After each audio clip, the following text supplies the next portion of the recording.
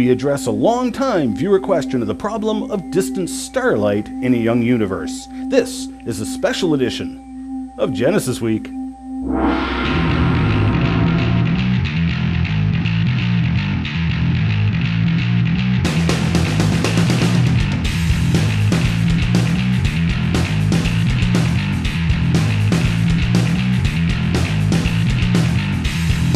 And welcome to this episode of Genesis Week, the weekly program of creationary commentary on news, views, and events pertaining to the Origins controversy, made possible by you, the supporters of CORE Ottawa, Citizens for Origins Research and Education, and carried right across Canada on the Miracle Channel Network, right across the US on the Walk Television Network, right around the globe via satellite, and of course on the Christianima Network on YouTube. Excellence in pirate broadcasting. We believe God gave you an intelligently designed brain because He wants you to use it.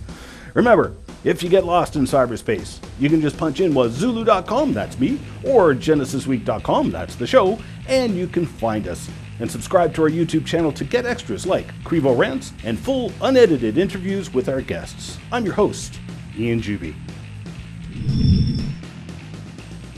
One of the most common recurring questions we've gotten from viewers has been the question of distant starlight in a young universe.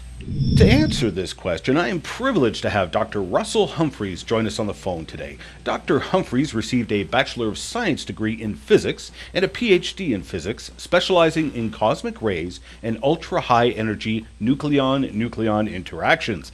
It's interesting that he committed his life to Christ and became a young Earth creationist during his years at school. Dr. Humphreys worked at Sandia National Laboratories in New Mexico from 1979 until 2001, when he retired to work full-time for the Institute for Creation Research as a professor of physics. He resigned from ICR in 2008 and now works as an independent researcher. Now, this has been a long time coming. I've had so many people specifically request if I could get you on the show. So it's great to have you on. Thanks for joining me, Dr. Humphreys, and welcome to the show. It's a real privilege and a pleasure to be on your show. I get a huge kick out of it every time I watch it. Well, thank you so much. So the first question that's on everyone's mind, a question I get asked so often, is that of distant starlight. Now, you, of course, are familiar with it. The question goes, we have stars that are a billion light years away, so it takes the light billions of years to get here. So how can light from a star even 1 billion light years away get here on Earth if the universe is only 6,000 years old? And I'm sure you would agree it's actually an excellent question. Now, having been a skeptic for so many years, I've gotten in the habit of looking past the question or problem and probing to some of the more unseen questions or assumptions behind it. And my first question is, are those stars really that far away? How do we know they are so far away? Okay, well, I think a lot of people who are asking it want to say maybe the stars are only 6,000 light years away. And so if you take all the stars that the Hubble telescope can see, which is about 10 billion trillion, and stuff them into a sphere that has a radius of 6,000 light years, you get about 6 stars right in our own solar system. So I would think we would have noticed. So now, if they're further away than that, then the creationist, young Earth creationist, still has a problem. So the distance thing won't solve any problems. That's what I'm saying. But how we know, there's about a dozen different methods that astronomers use, and they overlap and they dovetail, and they agree with each other pretty well. And one of the most famous ones is Edwin Hubble back in the 1930 used Cepheid variables or Cepheid variables or Cepheid variables. I hope the astronomers will forgive me for mangling the pronunciation of that. Those are stars that we can observe in our own galaxy nearby. And we can measure the distances of those stars just by triangulating on them from as the Earth moves around in its orbit. So we know the distance of those stars, and they vary their light output from day to day or week to week, depending on how big the star is. and you can make a connection between how bright the star is and its period, whether it's days or a few weeks. So so they serve as sort of a standard candle that Hubble used to look at the Andromeda galaxy, and he found some bright stars that varied from day to day and week to week. So he just, with his photographic plates, identified 3 or 4 of those Cepheid variables. Cepheid variables. Do you know how to pronounce that? Yeah, I think it's Cepheid. Cepheid. Okay. Anyhow, he knew how bright they were from nearby, so he could tell how bright they were in Andromeda galaxy, and then just determine the intensity of the light from them that's reaching Earth, and use the 1 over distance squared law to determine how far away the galaxy was. And that was the first determination of how far away some of the nearby galaxies were. They didn't know whether they were outside of our own galaxy and just small clouds of gas, or they were really far away. So Cepheid variables is Cepheid variables, and another one is type 1A supernova, a particular type of supernova with a certain type of spectrum. And again, they know how bright they are when they go off in our own galaxy. And they can detect these up to 60 million light years away pretty easily now. And so they can again tell the brightness by knowing what type of supernova it is. They know its brightness. So it's putting out so many watts at its peak brightness of the explosion, and they can use the 1 over distance law again just to tell the distance. So those distances are really big out there, and that's not the solution to the creationist problem of how to get the distant starlight to us. Excellent. Okay. So it is a legitimate question then. How do these light from distant stars get to us then? So do these distant stars not also pose problems even for those who believe the universe is billions of years old? Well, they have a bit of a problem if they believe in the Big Bang Theory, because different parts of the universe appear to be at the same temperature. In particular, the cosmic microwave background radiation, and it's hard within for one side of the universe to be at exactly the same temperature as the opposite side of the universe, if they're billions of light years away, which they are, and yet the speed of light is limited. So they have a bit of a problem with that. Okay.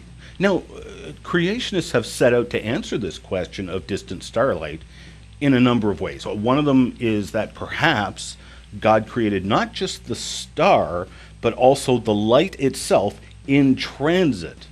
So in other words, God didn't just create the star, but also created, say, a whole string of light photons between the star and Earth. What do you think of that theory? Well, first, we need to know that there are events that we see out there in the cosmos. We see exploding stars and supernovas and other things that happen suddenly and drastically. And the light created in transit theory would require a false history of those events. Particular, like an exploding star. We see an exploding star 100,000 light years away from us. And the light created in transit theory says that about 6,000 light years away from us, 6,000 years ago, God created the images of an exploding star. And those images then came in towards us and arrived recently. Now, the theory would say then that the actual star didn't explode either then or ever. So there would be no explosion. So we would be seeing a picture of an event that never happened. And so we would have a false history in the sky. And that deeply bothers me because it says in Psalm 19, the heavens declare the glory of God, and the firmament shows forth his handiwork. Now, if the heavens are declaring things that didn't happen, what does that say about God's glory? I think it's a bad thing to say, but I know some very fine creationists who aren't at all bothered by that. They say it's fine with them if God creates a false history. So it's a philosophical question, more or less. But a lot of creationists I knew back in the 80s, mid 80s, weren't very happy with that thing. So that set me on the trail of looking for a better answer. Now, another problem with the theory is that it doesn't explain other things that we see, major features of the cosmos, such as the increase of redshift of light from distant galaxies as they get further and further away from us, or the cosmic microwave background radiation, why it's so uniform and what causes it. And then the third thing, there's no real scripture that says that particular thing happened. We don't know, as far as I know, no advocate of the light created in transit theory can say, now here's a scripture that says that's what God did. He can't do that. So there's just no scriptural basis for it either. So that's the problem with that theory. But I do want to emphasize that if a person is happy with that theory, they can just stop, not investigate my theory or any of the other creationist theories on cosmos, but just be happy. That's fine. An excellent response. I like that. Now, what about the possibility that perhaps the speed of light has changed over time? In other words, the speed of light was many magnitudes faster in the past than it is now. Thus, the light actually got here really, really fast in the past, and now the speed of light has slowed down dramatically. And so a light year would have been far shorter in the past than now. How do you respond to that proposition? Well, first I'd say probably by that, what you're getting at, a light year would have been far longer. It's a distance, and you're saying that a light year would be a great distance rather than... oh, yes. Yes, I said that backwards. You're correct, yes. So now, first, there's no data showing it. Barry Setterfield, who introduced that theory back in the mid-'80s, thought he had some several century-year-old data that pointed to a decrease in the speed of light still going on. But as the physical scientists in the creationist movement started looking at the data, it evaporated. When you actually analyze the data properly, there's no trend between 300 years ago and now. It's flat, no change. So no data. Now the second is something that might be a little hard to understand.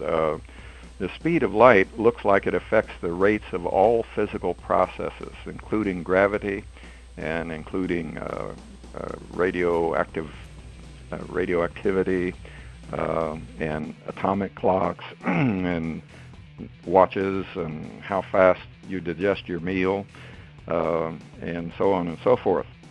So the speed of light affects the rates of all physical processes. If you speed up light's speed, then those physical processes will speed up with it in lockstep. As far as I can tell from all the physics data that I know, that's what would happen. So if you speed up light and you speed up, say, the rotation of the Earth around the sun 1 year, you would have a shorter year and you would have faster light, but the product of how far light would go in 1 year would remain the same distance, same number of kilometers. Right. You with me on that? If you drive faster, but at the same time your clock ticks faster, then your speed stays the same. I follow you there. In other words, if the speed of light changes, everything changes, and as far as we can tell, we can't detect the change. Our clocks change right along with the speed of light, and we can't measure a change in it.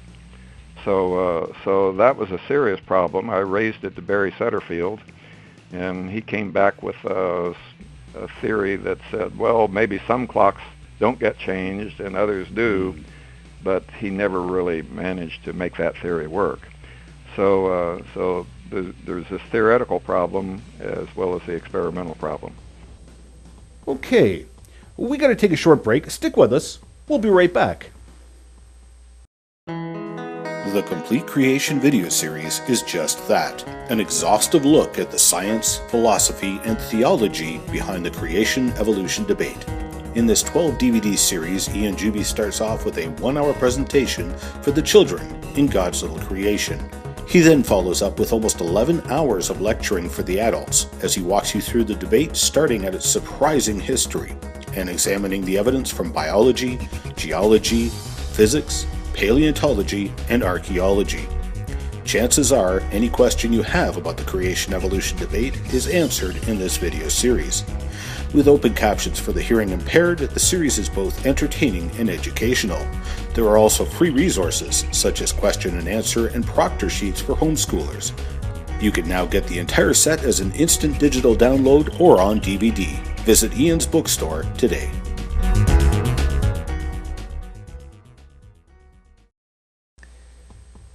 Welcome back. We're interviewing Dr. Russell Humphreys about the problem of light from extremely distant stars in a young universe. So we now get to the actual answer itself.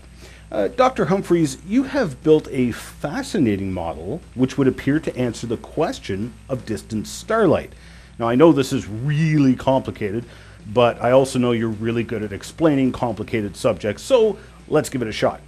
What's the foundation of your model, if we could perhaps start there? Well, if you remember back in Genesis chapter 1, God created an expanse in the middle of some waters.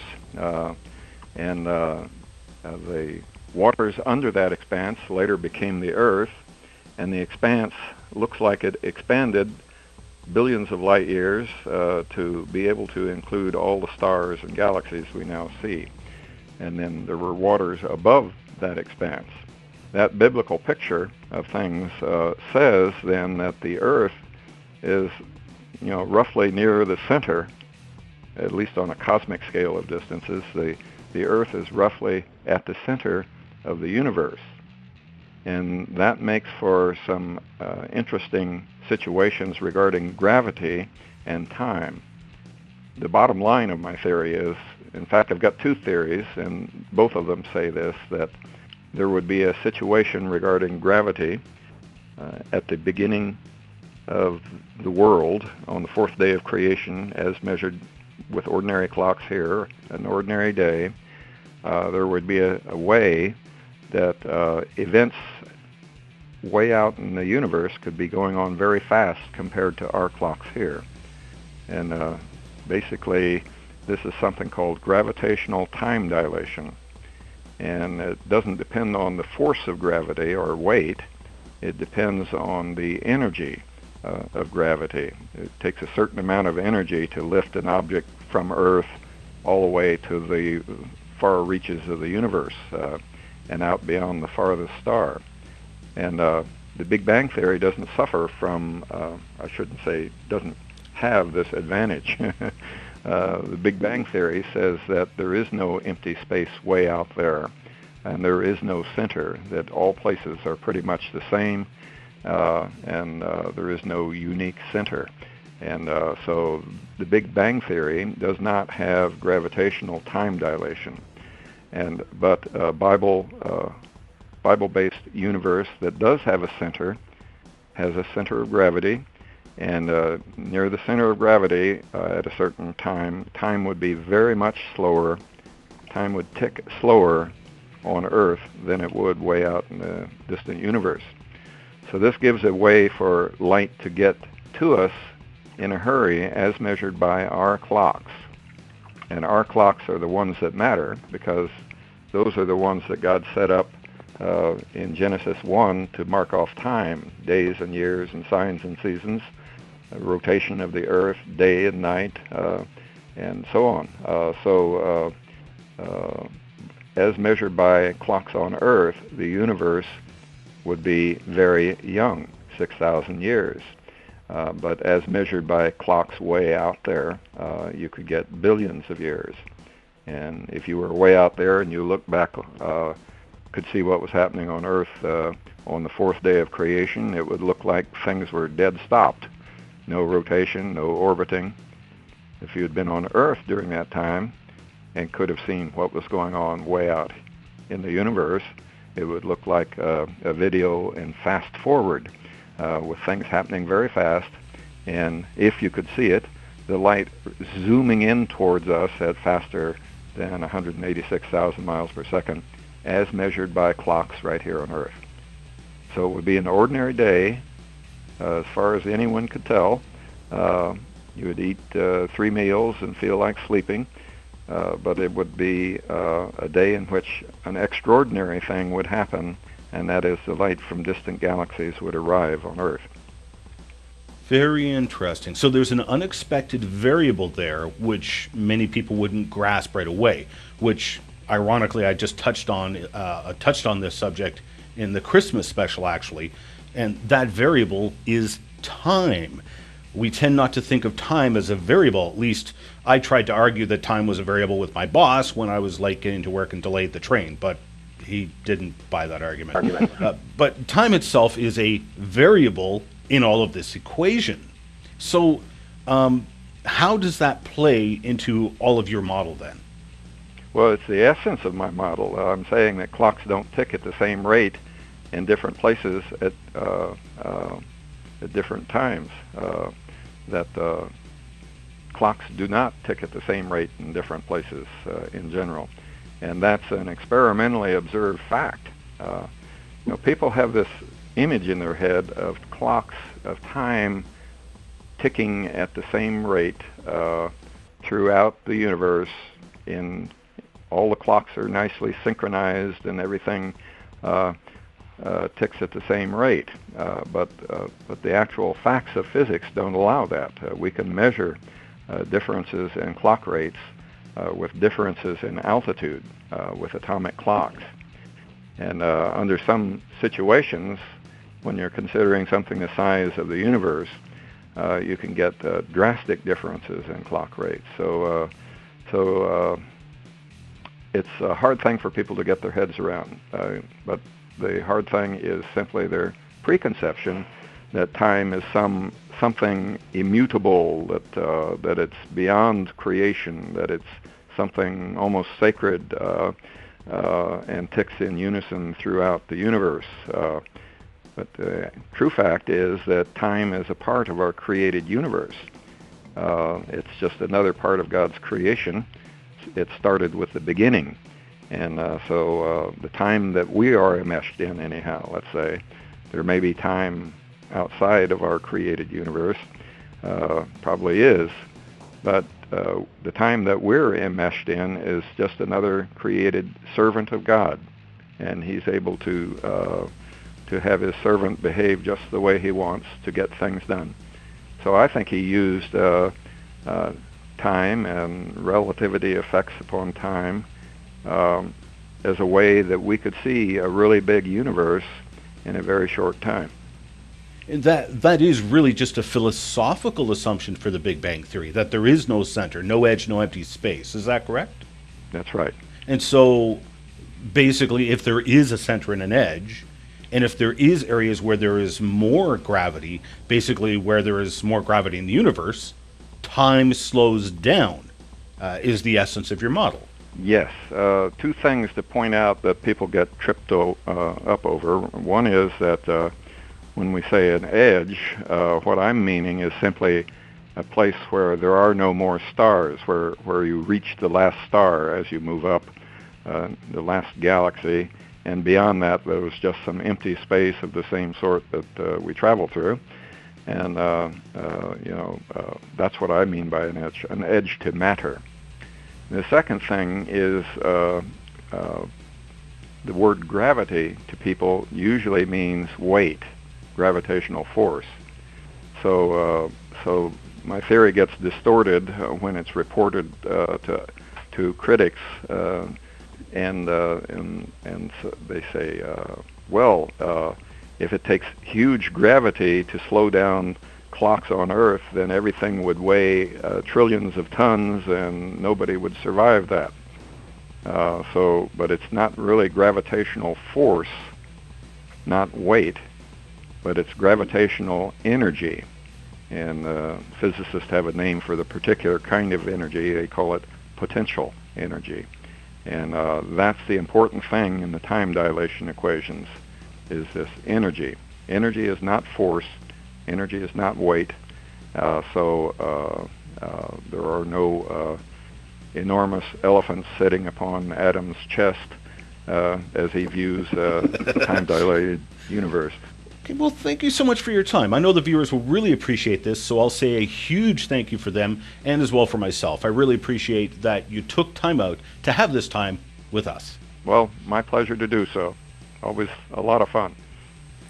You can learn more about Dr. Humphreys' Starlight and Time model either through his book or an excellent DVD production, which is a layman's explanation of the book, both available through the Creation Research Society. This interview was edited for television, but you can catch the entire fascinating interview on our YouTube channel. Just head on over to genesisweek.com, which takes you to our YouTube channel. I'm your host, Ian Juby. I'm sorry we have run out of time. I know everyone's disappointed we didn't do a mailbag, but we'll do an extra long one next week. How about that? Speaking of the mailbag, remember you can send us your comments, questions, hate mail, and the keys and ownership for your car to us in a number of ways. You can email us, comments@genesisweek.com, or you can send us a tweet @GenesisWeek, or you can go to genesisweek.com, which is, of course, our YouTube channel. Find the most recent show and post a comment there, or you can leave a comment on our Facebook page at facebook.com/GenesisWeekTV. Remember those words of warning from the Creator of the world and time itself, Jesus Christ, who said, "I am the way, the truth, and the life. No man comes to the Father except through me." We'll see you next week. We are a viewer-supported program and need your support to keep this program on the air. Please pray for us, and if you wish to financially support the program, Canadians can make a tax-deductible donation to Core Ottawa, Canada North Post Office Box 72075, Ottawa, Ontario, K2K 2P4. While we cannot offer tax-deductible receipts outside of Canada, donors wishing to financially support the program can do so online at ianjuby.org/donations. And thank you for your support.